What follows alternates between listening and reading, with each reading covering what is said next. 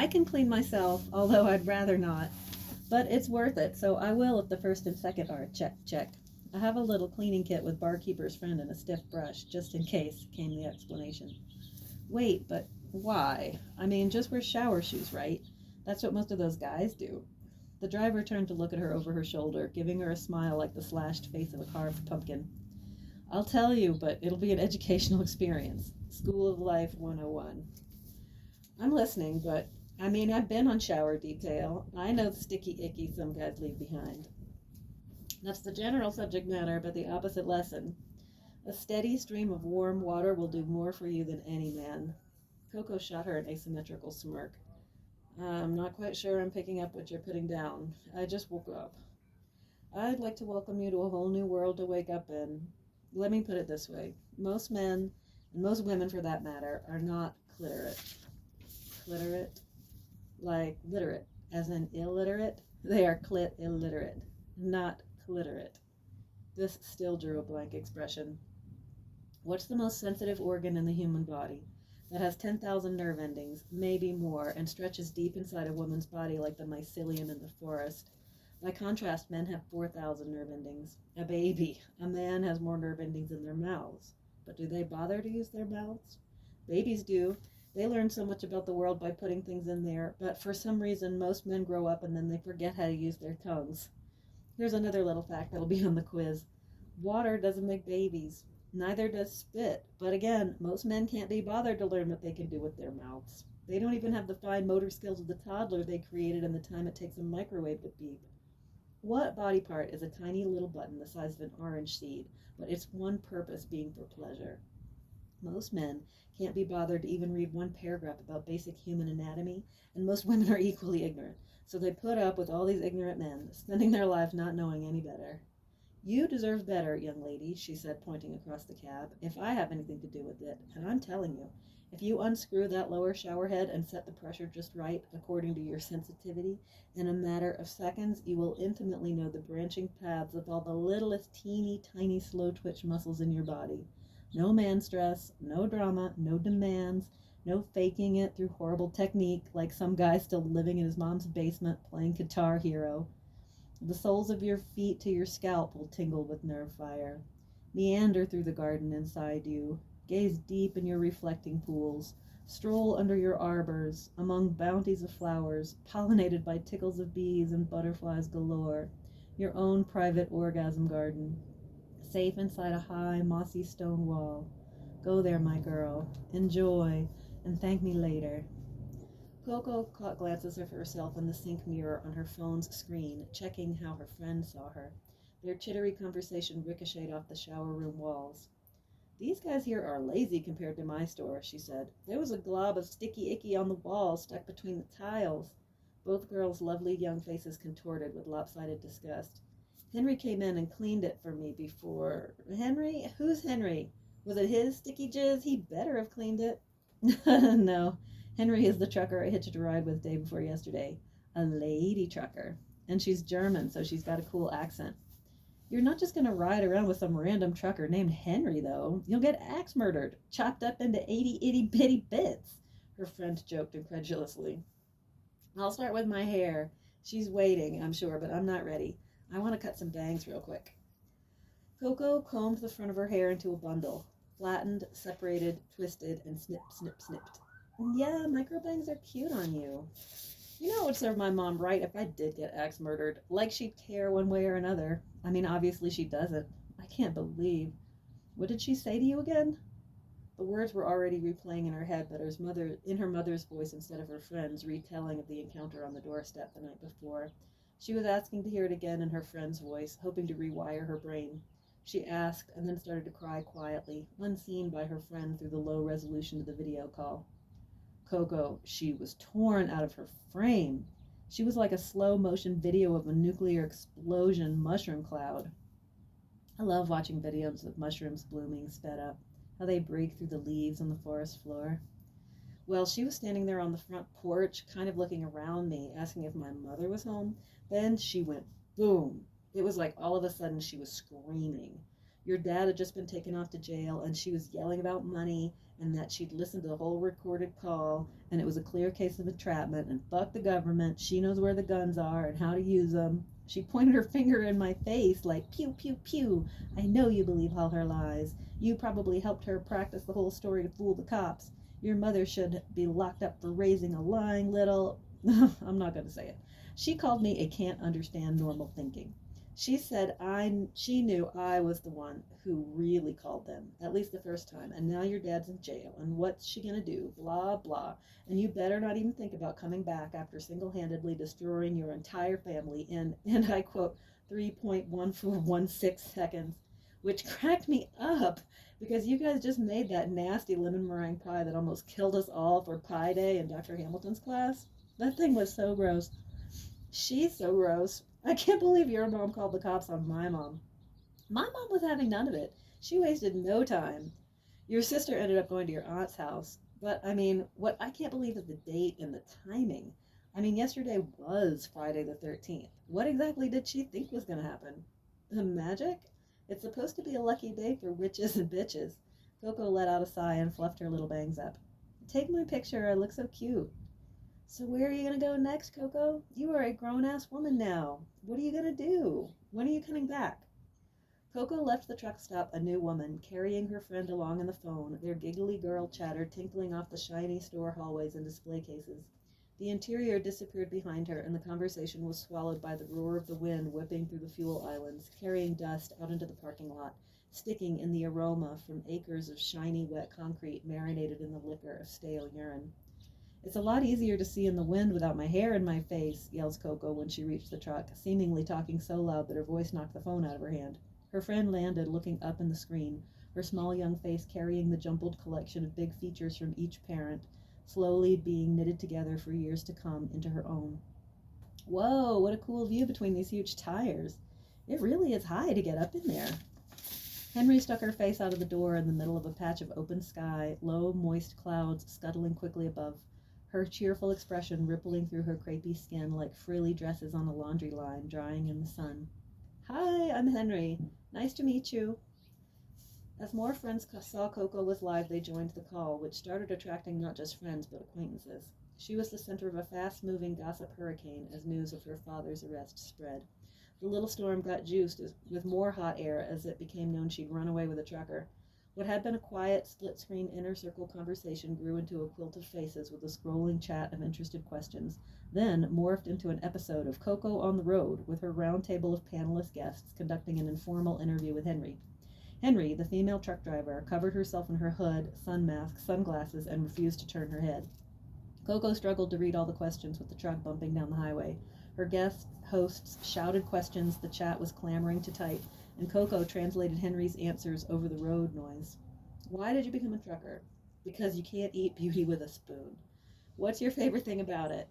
I get to hang out with this guy all day, tousling Wolfgang's ears, curled up like a frosted cinnamon roll in her lap. Where did you get your dog? I fell in love with a man who had 2 Shih Tzus. No, where?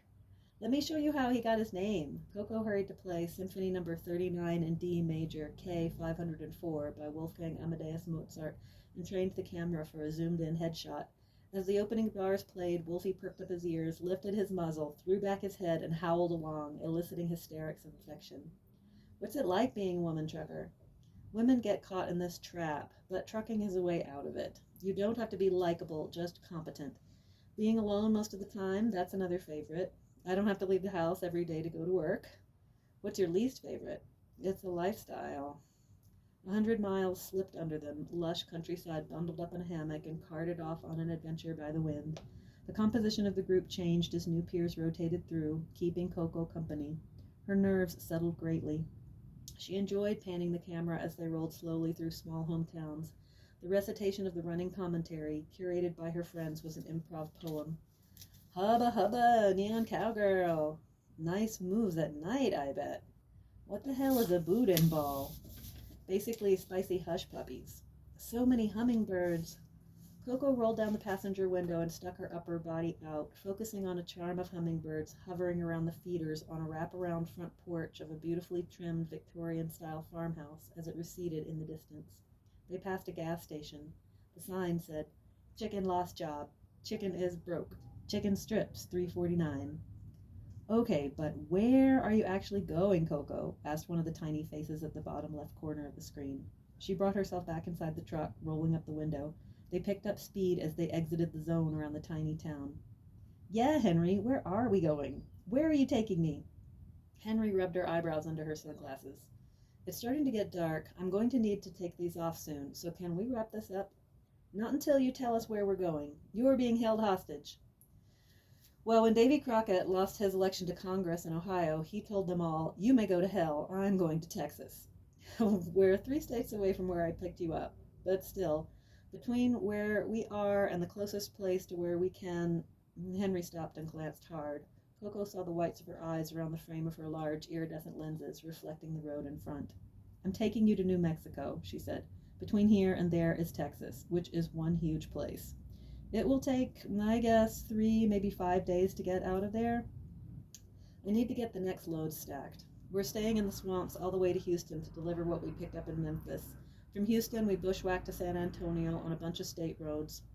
San Antonio is my favorite city in Texas. A more humble style, on the edge of a plateau above a river. Bottomland, just on the edge of where the trees stop.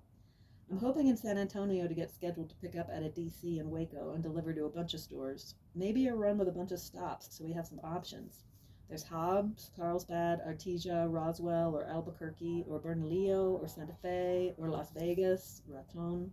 She could hear the oohs and ahs of excited jealousy by the online gaggle at the prospect of Coco going to the infamous Vegas. "No, there's a Las Vegas in New Mexico, too. You know what, though? If we can, I want to stop in Amarillo. I want to take you hiking in one of the largest, most beautiful canyons in the country.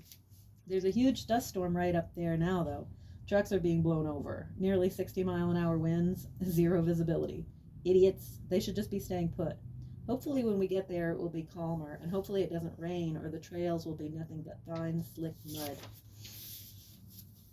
Creeping across the endlessly harsh landscape west of the 95th meridian after they got loaded in Waco looked like what TV static would taste like if it was shoved down your throat. "Were all the trees blown away by the wind?" Coco asked. "Earth is an ancient, ongoing battleground between the grass and the trees. Here there's been an absolute victory." They climbed a series of steps, roaring northward through small towns along State Route 70, trying to keep from getting lit up by troopers as the engine compressed against the retarder.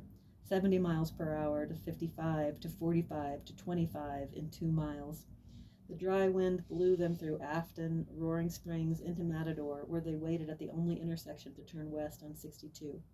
A mature man, walking with an erect gait, strode across the street in front of them. Coco watched every flex of each step from behind Henry's extra pair of reflective aviator glasses. Henry watched her, bemused, waiting for the one stoplight in town to change. "That gentleman looks like a delicious chocolate hazelnut candy bar, melting in the sun, don't you think?" Coco couldn't respond. He was assuming the sidewalk on the other side of the street. The light changed, and Coco, slightly slack-jawed, was lost without her present sense. "You've never seen a full-grown cowboy before," Henry gently teased. "You can tell by his muscle tone that he works hard all day. He looks like a god," she says, rolling her tongue back into her mouth's hot pink case. "There goes trouble," Henry said. "We better get you out of here, baby girl," as she eased the truck left, slowly so as to keep from kicking up any dust at all. "Speaking of trouble, are you going to tell me some of the people you had ride with you?" "I carried a few women across state lines to see the doctor last year. A young lady lived with me from the second half of her pregnancy to the end. She kept the baby for a few weeks. When she returned, when she was ready, she surrendered her son to a safe haven in Florida, and then I took her home." "Who was the first person?" Henry paused. "I don't want to get upset while I'm driving." The white, round moon appeared to be chasing them, turning the sky from bright blue to periwinkle, blending the horizon into the rolling, brittle scrub brush. Coco watched it in the large flat mirror, induced into a quiet trance. Flowing ridges distinguished by the red edges of the sunset ahead, exaggerated shadows in the wind-cut canyons, waiting in the dry air to be cut deeper, hosting a violent course of rain, not soon to fall from the loose collection of clouds marching away from the brightening moon. Henry offered, "You can wail at the moon, but it won't change human nature. Wailing up at the moon is human nature, to no one." She cooked a batch of chicken fried rice after squeezing into one of the few spaces of a truck stop south of Amarillo. It backed up against a mini city of precisely packed and stacked pallets, towering in blue grids taller than the trucks. Chewy aroma wafted out of the open windows. Coco and Wolfgang sat with their legs propped up on the dash, listening to the waltz of the snowflakes, watching the other drivers try to park, seemingly in time with the hectic music.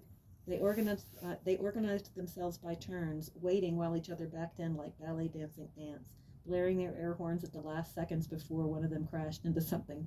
Each one, mostly men, let out a sigh in their seats when they pulled the brakes and the poof of dust kicked out around the wheels. The choir took turns with the strings, playing the melodies. A man 2 trucks down saw her looking at him and winked. "Has any guy ever smelled your cooking and come try to get some?" Coco asked. "Oh yeah, these guys are starved for home cooking," Henry said from the back, handing her forward a helping, steaming and hot. Early the next morning, they dropped the trailer, locked it up, and bobtailed 30 miles south to Palo Duro Canyon. The last few miles of approach to the rim was eerily flat and featureless. "There's no canyon out here." "I tricked you." "Where are you taking me?" "There's no cell service down there, so this is your last chance to call for help." "Down where? There's nothing out here. It's flat as the eye can see." "Just wait. It's not a hoax, I promise." "Why do people fall for hoaxes anyway?" Coco asked as Henry eased the truck alongside the rustic park entrance gatehouse. As she taped their ticket to the inside of the windshield, Henry offered, "Maybe it's an all-of-the-above strategy. People have evolved to survive by identifying patterns and organizing information as much as possible. Making meaning between things takes a lot of creativity. Now, magical thinking is one of those skills that can be more or less useful. Believing in too many connections becomes a conspiracy. Basing your choices high on magical thinking is a private conspiracy theory." Her voice began to carry a caustic bitterness as she went on, seemingly oblivious to the grandeur of the scenery as she navigated the huge truck cab down the narrow switchback park road to the bottom of the canyon. "For example, a woman I knew flirted with so many young men in her hometown that she thought she was a princess and got pissed at her parents for not treating her like one. So what did she do? To get back at them, she ran away with her boyfriend to a whole new country where she didn't know anybody, didn't speak the language. She had no plan, just expected her boyfriend was going to lift all the weight and the government would change the laws here so that she could be a citizen, even though she had 0 skills, 0 education. Magical thinking." Coco chewed the inside of her cheek and looked out at the magnificent landscape. Henry tucked the enormously out-of-place cab in the bushes at the edge of the dirt parking lot at the trailhead. "Come here, Wolfie. Let's go, my little lion," called Coco, gathering him eagerly into her arms as Henry slammed the large, heavy doors and locked them. Her feet assumed the track deliberately, like a competitor taking the pitch, ready to leave it all on the field, and the narrative of a great defeat started marching out of her open mouth. "The first woman I took for a ride was honestly a woman I absolutely loathed. Not homicidal hatred, but definitely crash hot." As the 2 women penetrated the canyon, occasional gusts disturbed the cottonwoods, setting loose their fine spring dander like orbs floating in a snow globe.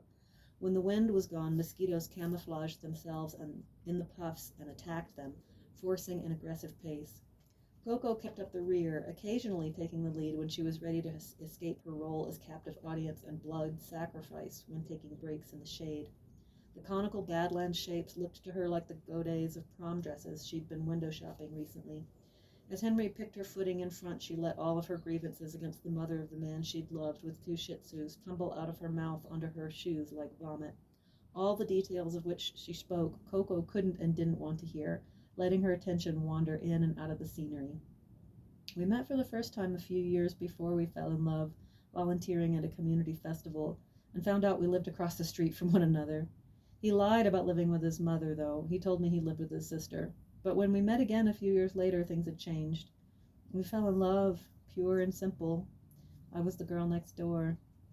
Ombres of color striated the canyon walls, greens blended into purple-gray, dramatic banded stripes of twinkling white selenite separated dried sculptural portraits of rainstorms, rendered in lavender clay, dribbled like melted ice cream down amber, umber, and bitter orange cakes of land. A deep love affair, harmonious ideals, physically more powerful and satisfying than anything I've ever experienced, but at the same time a spiritual revolution, challenging each other down to the core of our being. an irresistible, loving friendship. It was like we created a little world all our own, highly spiritual, a chance to live life in ways we never could have before. It was like there was something at the root of what drew us to one another that promised to enlarge our ability to deal with life. Totally refreshing and stimulating, intellectual and emotional communication. We just enjoyed sitting and talking and sharing ideas. Together we felt full of bright creative energy, a depth of shared feeling, comfortable and easy, no shyness or hesitation. It felt so rare and precious to be with someone, plunging in and discovering what we could be together.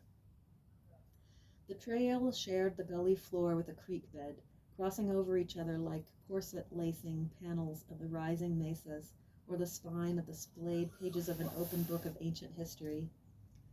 Really, though, he was just cheating on his mother with me. I've never been with a married man because I've heard enough about what a horrible mistake it is. The emotional dishonesty, being with someone faking the strong promise. It's just an escape on a high. Over the years, trying to pry my way to him through the exhaustion caused by his codependence with her, we ended up in an ego contest. Everything that could have transformed us deeply, instead, all that positive energy became corrosive, burning down to the bone. Contests of rightness where I could only win by leaving to save myself. In the end, that just attracted him more strongly. I'm the opposite of her. He admired me, but he abused me as unconscious retribution for threatening his family. He said it was his culture. I told him it was sick. He called me racist. I would explain myself and cry, our naked bodies thrown into graves and covered by so many words and tears. He would ignore me, punish me with silence. Then in a few months he'd reappear like some zombie back from the dead. He'd ask me for patience, but try to dictate the terms, tell me I could only be a friend with benefits because he had responsibilities. I'd tell him off. A few more months would go by, and he'd come back, and it would start all over again. If he'd just been single, I wouldn't have fallen for it, but I didn't think he was emotionally unavailable because he was selfish and spoiled. I felt sorry for him because of his situation. But it was a hoax that went on for 5 years. We lived with each other every day in our imaginations. Our love affair became a mutual secret, completely private, completely non-physical. I would catch myself chasing shadows of him at grocery stores across the country, glimpsing his features in the faces of strangers stuck in traffic. I wrote him so many letters. He never wrote me back. He'd been paying his mother's bills since he was 15, the father figure for his two sisters, because his mother spread her legs and got pregnant with a man she met at church. Of all places to step out on your husband. His father walked out, and according to his culture, he became the man of the house. So we met when he was 24 and got together when he was 27 and had just got an apartment across town, but even still, he could not keep his mother and sisters out of his bedroom. His mother was like 3 raccoons in a trench coat, and she drove around the complex when I was visiting, but she would never come introduce herself. She would just glare at me while I was walking the dogs. I never even had so much as a conversation with her. I would take a few days off and I would park the cab at the back. It was so nice, but we had a stalker. His sister would walk in unannounced like the Kool-Aid man busting through the wall, picking up or dropping off laundry. For 7 miles, Henry went on and on. She had become a librarian, preserving volumes of complaints and resentments, recounting even the footnotes. The sister would come in without knocking, her mother's flying monkey. So often when the two were fresh out of bed, he would be in the shower, Henry laying spinning and breathless in the sheets, and the sister would ignore her while having a long conversation with her brother, naked and wet, in the bathroom doorway with her back to the bed. Horrifying to Henry, he wouldn't tell her to leave, and she recounted word for word the arguments that followed. The mother had refused to learn English for more than 30 years, so he was always on call for the littlest younger sister's school, handled all the taxes, the insurance, the car maintenance, the house repairs. Henry had become the reservoir for his long-winded complaints about these burdens, and recounted all the times he broke off conversations about his frustrations mid-sentence to attend to the demands. He is his mother's perfect little husband. I would give him a loving look, and he'd cringe, saying his mom looked at him that way, and I was the one making him uncomfortable. She did everything but fuck him, and he let her. Whoa! But I know a guy in that situation, actually. Not the pay the bills part, but his mom is single and very clingy. It's like, I guess he looks enough like his father, who she presumably loved at some point. The trail started to climb up a switchback tangle of loose rocks, sand, and juniper roots. Henry, unable to stop her grief, let it fall unguarded from her heart, up and out her throat as they climbed hand over hand. It's incest. A grown woman who can't handle a mature relationship with a man, so she uses her own child, whether it's a woman or a man doing it. They are cowards, and it's about power, control, revenge. He even once answered the phone when we were in bed together. In my own bed. He silenced me and answered the fucking phone. That was it. It was like being struck by lightning. In a split second, in that moment, any love I had for him turned to contempt. I cussed him out, kicked him out, and I didn't hear from him again until... So, wow, but, I mean, how did his mom end up in your truck? Coco yelled. She only heard every few words of the reply as the wind braided Henry's voice with strands of her hair and tried to stuff both in her mouth. She'd been caught driving without a license twice already. Third time, go directly to jail. Do not pass go. Do not collect $200. So for months before the election, she was housebound with her criminal record. He lost his place because he lost his job because he dropped everything to run all her errands, first and last, like she couldn't take care of herself. She figured it was beneath her to take the bus. At first, he was responsible for all the transportation, and when he lost his job, he just started scrubbing toilets side by side with her, on top of running all her errands. He eventually got himself to the brink of bankruptcy because he couldn't pay any of his bills, so he got an actual job. She was really trapped at home after that. When the new administration came in, he thought she'd be hunted down and deported, end up in a foreign prison. He forced her to deport herself, but he couldn't take off work to drive her, so he called me out of the blue. And at first, to be honest, I thought maybe this was finally the time when things would come through between us. His mom and I rode in silence for the first few days, but rage built inside me. She was sitting there, looking out the window like a happy puppy on an adventure. My dad calls that being a highfalutin, pretty princess, Coco put in bitterly, trying to hold a position in the monologue and on the side of the cliff as they scrambled upwards. A silence wrapped in the roar of the wind enfolded them as they reached the termination of the trail at the base of a huge pedestal of sandstone and shale. Henry's hair was tousled and got tangled in a bush, forcing her to notice a moment of bird song from a small gang of sparrows in the swaying branches. Mockingbirds that had been listening to their conversation repeated her protestations back to her. Taking a rest bathed in the shadow of the massive stone tower, creamsicle-colored clays banded by white, twinkly ribbons of crystal. Both women tried to secure their hair out of their eyes in the buttoned-up collars of their shirts and tied scarves over their noses to keep out the sharp sand. The wind was fierce, and the sun beamed triumphant in the technicolor blue sky. I admit, Henry went on, following Coco as she picked her footing over the scree to ascend the cliffs around the monolithic rock lighthouse.